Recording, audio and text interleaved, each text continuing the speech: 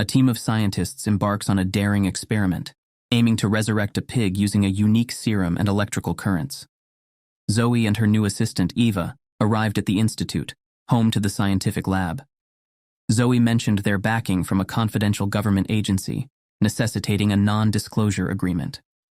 Inside, Zoe introduced Eva to the rest of the scientific crew, Nico, Clay, and Frank. Eva's role involved documenting the entire process. Frank, the mastermind behind the Lazarus Project, founded it on Zoe's groundbreaking discovery.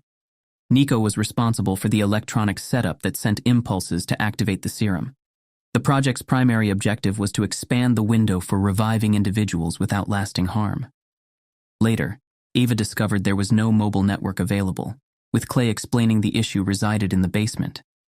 Nico's fondness for Eva was noticeable, though Clay appeared indifferent. Clay, in charge of managing the equipment and the entire procedure, kept the operation running smoothly. Frank inquired if Zoe regretted bringing Eva on board, to which Zoe responded that it was past the point of having second thoughts. Unbeknownst to their colleagues, Zoe and Frank weren't just professional associates, but also romantically involved. The scientists often toiled into the late hours in the laboratory. Zoe placed another sample of the serum into the centrifuge and conducted an analysis to enhance the formula. To lighten the mood, she wore a pig mask that startled Nico momentarily. After a hearty laugh, they took a break, enjoying a snack and engaging in conversation. During their chat, Nico raised the subject of Zoe's relationship with Frank.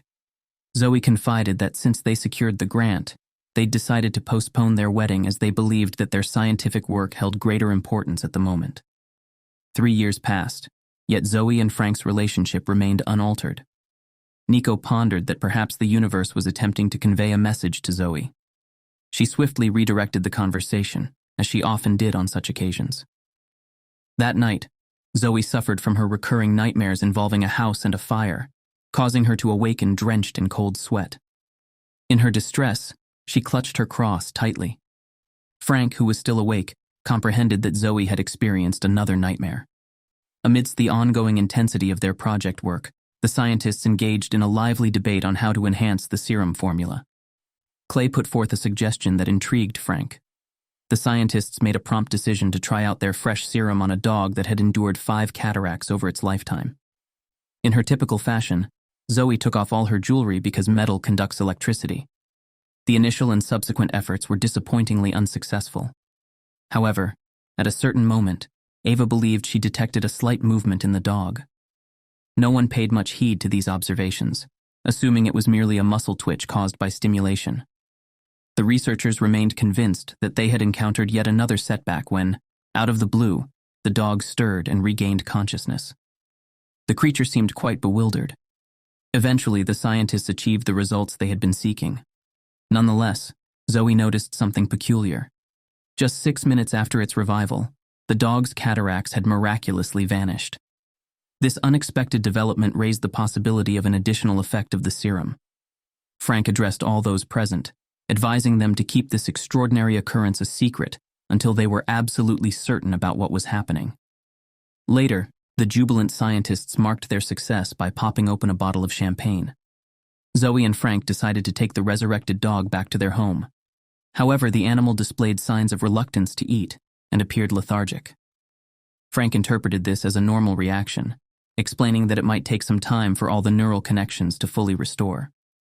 Zoe, on the other hand, harbored doubts about the moral implications of their actions, particularly due to her religious beliefs.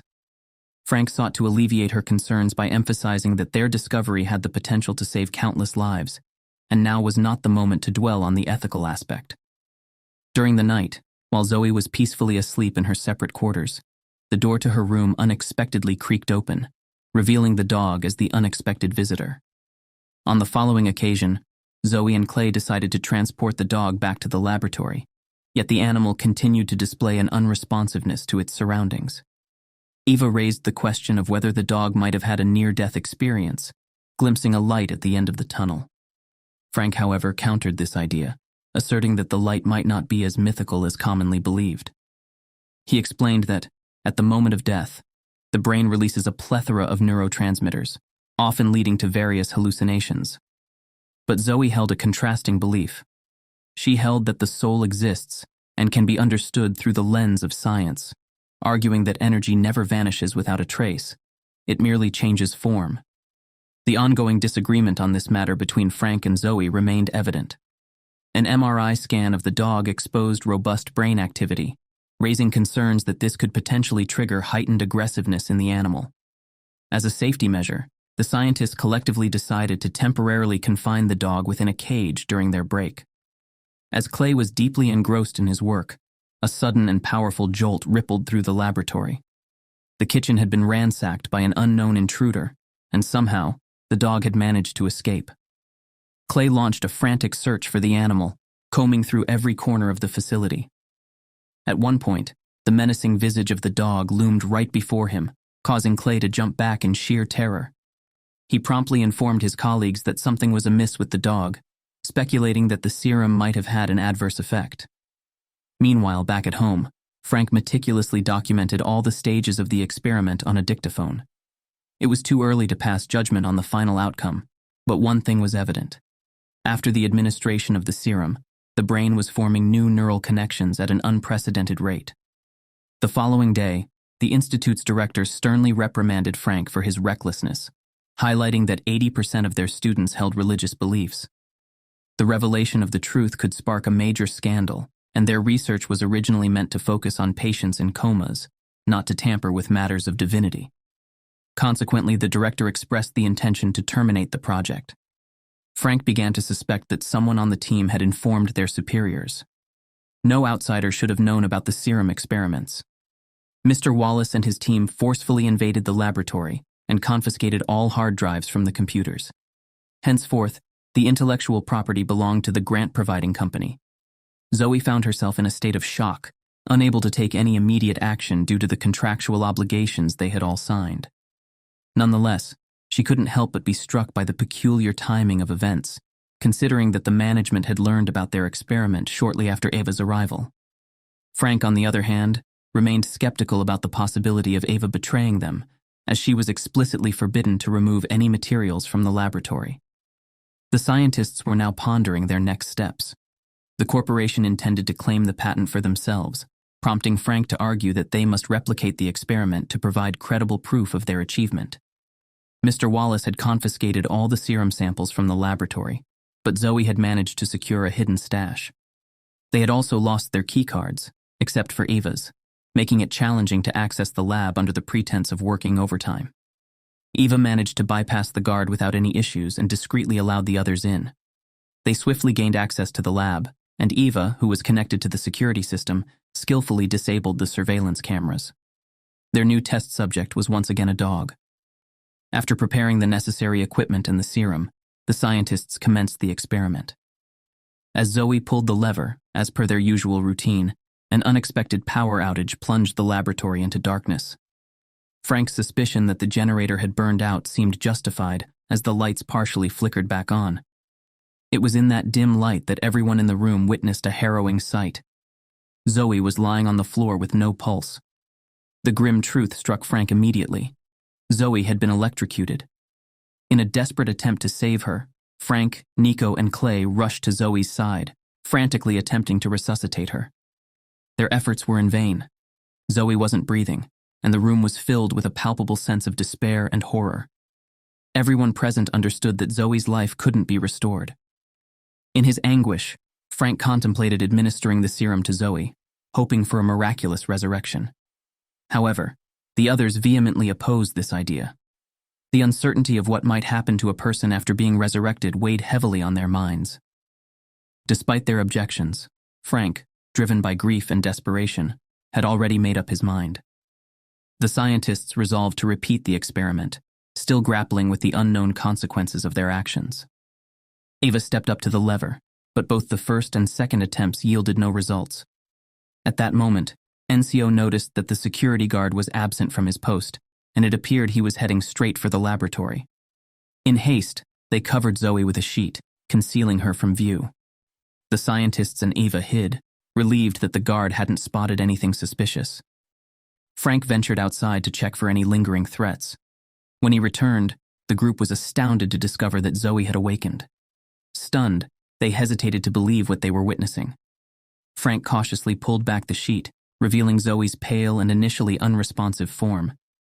However, to their amazement, Zoe eventually grasped Frank's hand and inquired if she had died. While Zoe's physical condition seemed fine, Eva was eager to learn more. She asked if Zoe had experienced anything akin to heaven or hell, but Frank redirected her, emphasizing that it wasn't the right time for such questions. MRI scans showed that Zoe had made a full recovery, although her brain activity was registering off the charts. Frank believed that this heightened activity would diminish as the serum gradually left her system. Eva turned to Nico for an explanation, and he clarified that, ordinarily, people use only a fraction of their brain's capacity at a time. But in Zoe's case, her brain activity was exceeding all norms. Frank inquired about Zoe's well-being, but she remained in a detached state, struggling to come to terms with her return from the brink of death. To comfort her, Frank put the same ring and cross back on her. At one point, Zoe recoiled from him, fearing she could read his thoughts, which left Frank genuinely alarmed. He hastily tried to mask his unease and left under the pretense of checking on something. Unbeknownst to the others, Zoe's newfound abilities went beyond mere thought reading. She discovered she could move objects with just her gaze. She overheard Eva, Clay, and Nico's thoughts, which were riddled with regret over bringing her back to life because she was no longer the same. Frank, however, was preoccupied with finding a way to make amends. He recognized that something was amiss with Zoe but resolved to keep it from her. The electric shock still lingered in Zoe's fingers, causing pain when she touched water. During a long gaze into the mirror, it suddenly cracked on its own. To her surprise, an aggressive dog approached from behind, but Zoe managed to subdue it using the power of her mind. Frank was engrossed in examining the samples under the microscope when Zoe approached him, expressing her concern that something was wrong with her. Frank attempted to provide reassurance, but Zoe persisted, explaining that she was undergoing a transformation. She also confided in Frank about her experiences after crossing the threshold of life, describing how she found herself trapped in a burning house from her childhood. Each day in this nightmarish place was an unending repetition of the previous one, akin to hell. Eva awoke on the floor with tears in her eyes, and everyone rushed to her side. She was in distress, recounting her experiences in the burning house and her encounter with the little girl.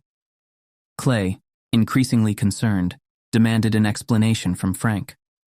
Frank offered an explanation for Zoe's childhood trauma, sharing that she had endured a house fire when she was young. The memories of that tragic event continued to haunt her as nightmares. However, everyone except Frank believed that the serum was more than just a substance, considering it a gateway to another world. Neek suggested reporting their findings to their superiors since they were dealing with an unknown and potentially dangerous force. Yet Frank vehemently opposed this idea, fearing the loss of Zoe once more. Clay presented his theory that the serum had the potential to unlock the human brain's capabilities, granting people extraordinary powers. This rapid evolution could lead to unpredictable and potentially dire consequences. Evolution had always been a slow process, and Clay was concerned about the rapid changes they were witnessing. In the midst of these discussions, Zoe experienced nightmares from her past. Suddenly, she began floating in the air, her eyes turning black. Neek was drawn to strange sounds, and the lights in the lab started flickering. Zoe stealthily approached Neek, explaining that she needed his assistance, leaving the group in a state of confusion and trepidation. Nico had always found Zoe attractive, but when she kissed him, he sensed that it wasn't really Zoe before him, but something else. He refrained from responding to her advances and assured Frank that they would find a solution to the situation. However, Zoe solemnly declared that it was already too late.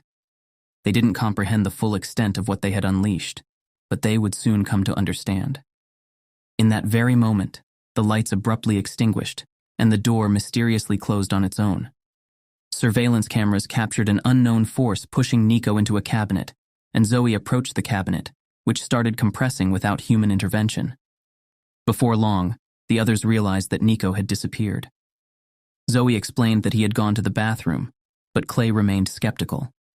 Zoe, with her newfound abilities, could read Frank's thoughts and discerned that even he was afraid of her.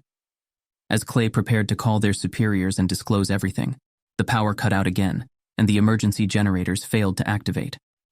The lab's door closed on its own, and the elevator was blocked, trapping them inside.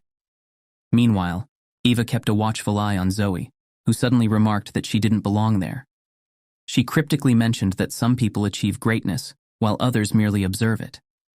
Clay and Frank returned, trying to determine how to escape from their confounding predicament. Eva erupted in screams, accusing Zoe of being the last person to see Nico, and she suspected Zoe's involvement in his vanishing. Clay insisted that Zoe reveal what she knew about Nico. All of a sudden, a pen was sent flying into Clay's mouth, and it was clear that Zoe was somehow making this happen with her thoughts. She watched with a sly smile and even winked. Frank attempted to remove the object lodged in Clay's throat, but tragically he couldn't save him in time. Zoe continued to watch with that unsettling smile as the lights went out once more. Frank and Eva embraced tightly as the lights flickered relentlessly. At one moment, Zoe was behind them, and in the next, she appeared before them. Objects in the room soared into the air. The next thing they knew, Frank and Eva awoke amid a jumble of furniture. Frank retrieved an assortment of substances from the fridge, potential weapons against Zoe. Eva struggled to hold back her rising panic. They found themselves inside the lab's morgue, a place that should not exist in reality. It was merely a deceptive illusion. Frank and Eva hurried to make their escape. Frank handed Eva a syringe filled with the same solution used to sedate laboratory rodents and instructed her to find a hiding spot. Their primary mission was to ensure Zoe didn't leave the lab under any circumstances. Frank geared up to confront Zoe, who was in tears as he approached her, holding a syringe behind his back. He placed the syringe on the floor and assured Zoe that she wasn't to blame, placing the responsibility on himself. He believed that they could only face this situation together. With tears in her eyes, Zoe asked Frank if he still loved her. Frank nodded in agreement, but secretly he was contemplating how to neutralize this entity. Zoe, reading his thoughts, took his life, plunging them into darkness once more. Eva was now the sole survivor. Zoe injected herself with more of the serum, granting her boundless power. Meanwhile, Eva discreetly pocketed several syringes filled with the deadly substance. She heard Zoe calling her, realizing that hiding was futile. She started searching for Zoe, and at one point, Eva managed to extract one of the syringes from her boot. A few moments later, Zoe appeared next to her, and suddenly they were both trapped within Zoe's nightmarish world. Eva locked the door and saw a young Zoe holding matches. This revelation made Eva understand that it was Zoe who had caused the fire and trapped their neighbors. Adult Zoe broke free and advanced toward Eva. Eva tried to persuade the little girl to open the door and save the neighbors. The young Zoe did just that, and a brilliant white light burst forth. In the real world, Eva administered the injection to Zoe, who fell lifeless. Sirens from fire engines could be heard in the distance. Rescue workers rushed into the laboratory. Eva embraced a man, but then she noticed that Zoe had vanished. In reality, it was all part of the game. There were no real rescuers, only Zoe. Zoe, who had come for Eva's life. In the final scene, we witness Zoe using the serum to resurrect Eva, Nico, Frank, and Clay.